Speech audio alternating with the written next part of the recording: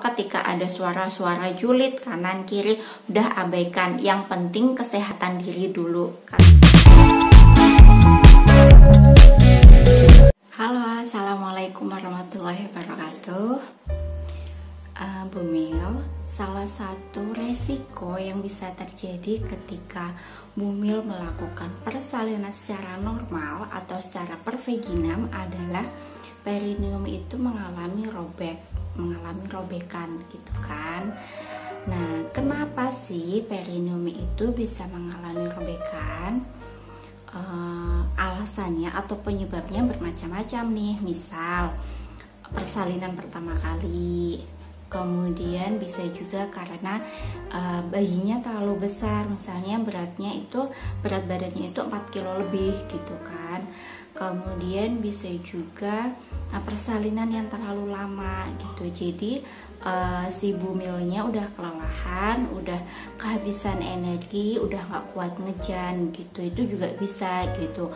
Kemudian bisa juga gawat janin juga bisa. Kemudian bisa juga bahu janinnya tersangkut, itu juga bisa. Jadi banyak penyebabnya yang bisa menyebabkan perineum itu sobek itu kan. Robekan pada perineum itu dibagi menjadi 4 kategori atau 4 tingkatan gitu kan. Tingkatan yang pertama, robekan hanya terjadi pada kulit dan jaringan di sekitar vagina gitu. Jadi robekannya sangat kecil gitu, jadi bisa sembuh tanpa jahitan. Itu tingkat pertama. Kemudian robekan tingkat kedua itu robekan terjadi lebih dalam, jadi udah robekannya itu masuk ke otot perineum gitu. Nah, jadi ketika tingkat 2 ini harus dijahit lapis demi lapis dan membutuhkan waktu beberapa minggu untuk pulih gitu. Sedangkan robekan tingkat 3 itu lebih dalam lagi, masuk ke otot anus gitu. Nah, ini udah termasuk parah, proses penjahitannya harus masuk ke ruang operasi gitu.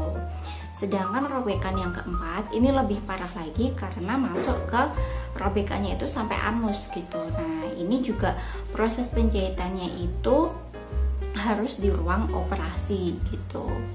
Nah, untuk bumil yang melahirkan secara pervaginam atau secara normal, secara besar atau umumnya atau kebanyakannya itu robekannya hanya pada tingkat 1 dan tingkat 2. Jadi jangan khawatir. Sangat sedikit bumil yang melahirkan secara normal itu robekannya sampai tingkat 3 atau bahkan tingkat 4 itu sangat sedikit gitu. Robekan pada perineum tadi itu kan harus dijahit supaya tidak terjadi komplikasi di kemudian hari gitu kan. Nah, kecuali yang robekan tingkat 1 ya. Nah, robekan perineum atau jahitan perineum tadi itu harus dirawat supaya cepat sembuh gitu. Jadi bumil ketika sudah melahirkan itu kan nifas ya. Jadi selama nifas itu juga harus merawat jahitan perineum supaya tidak ada infeksi, supaya tidak terjadi komplikasi kesehatan lebih lanjut, juga supaya cepat sembuh gitu. Nah, bagaimana cara merawat jahitan perineum setelah melahirkan? Aku akan ngasih beberapa tips yang pernah aku alami, yang pernah aku jalani gitu kan. Karena dulu alhamdulillah aku lahiran secara normal, kemudian perineumku dijahit dan jahitannya sangat panjang. Nah, bagaimana cara aku melawat luka perineum ini supaya cepat sembuh? Cara merawat bekas jahitan atau luka bekas jahitan perineum ini, yang pertama adalah jaga kebersihan diri gitu.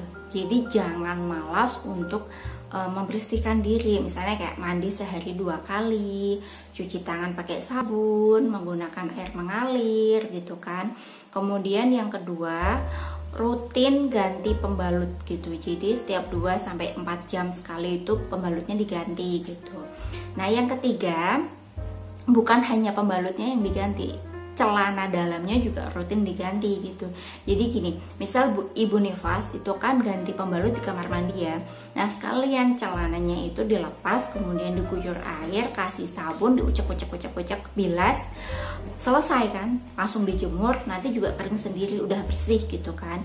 Jadi jangan mentang-mentang celananya itu nggak kena noda atau nggak ngapa-ngapa jadi males ganti celana dalam, itu jangan. Jadi jaga kebersihan diri, rutin ganti pembalut, rutin ganti celana dalam, kemudian hindari angkat beban berat gitu. Jadi misal Bumil udah melahirkan, baru 3 hari melahirkan, rahim belum kembali ke bentuk semula, jahitan belum kering, angkat galon ke dispenser gitu. Jangan ya.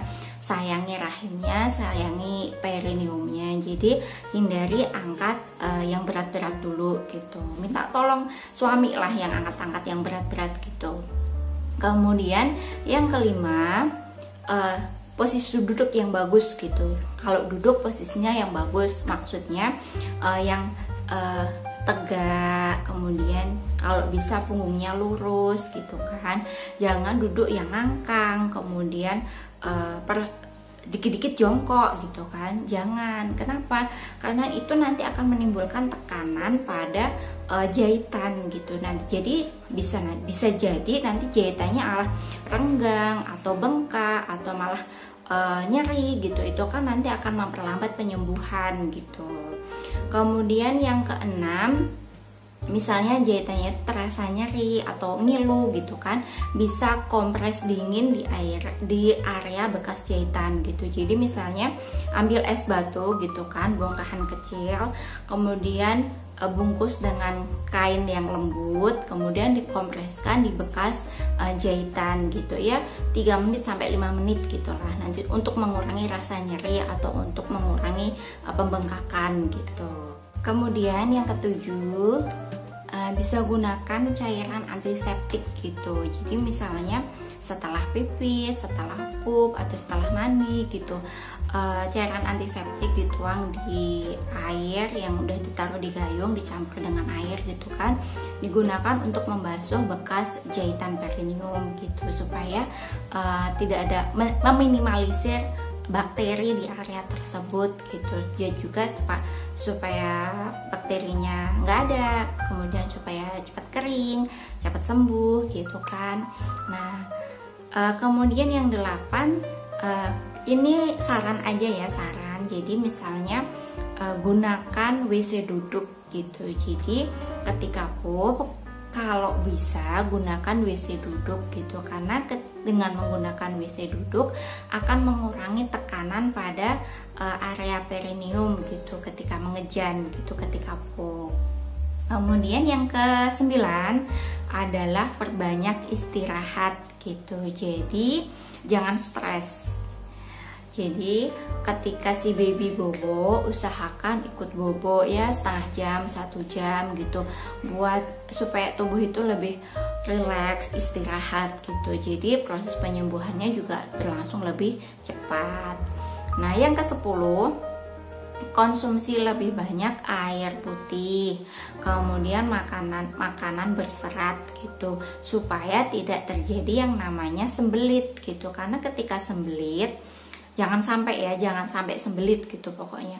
Karena ketika sembelit, ketika proses pup itu kan mengejannya terlalu kuat, itu akan memperparah jahitan pada perineum gitu. Nanti bahkan bisa menimbulkan bengkak gitu. Jadi kunci yang pertama itu adalah jaga kebersihan gitu. Pokoknya jaga kebersihan tangan, kalau mau membersihkan, kalau mau ganti pembalut itu sebelum dan sudahnya cuci tangan pakai sabun, pakai air mengalir gitu. Jangan malas buat bersihkan diri sendiri gitu. Jaga kebersihan diri, jaga pola istirahat, kemudian juga jaga asupan nutrisi gitu. Pokoknya ketika ada suara-suara julid kanan kiri, udah abaikan. Yang penting kesehatan diri dulu, karena proses ibu nifas itu setelah melahirkan, kemudian nifas, kemudian masih harus merawat perineum gitu kan, itu nggak mudah gitu, itu butuh banyak energi. Jadi suara-suara sumbang di lain, suara-suara julid di lain abaikan gitu. Terima kasih sudah menonton video ini sampai selesai. Semoga menambah informasi, semoga menambah wawasan. Sampai jumpa di video selanjutnya. Wassalamualaikum warahmatullahi wabarakatuh.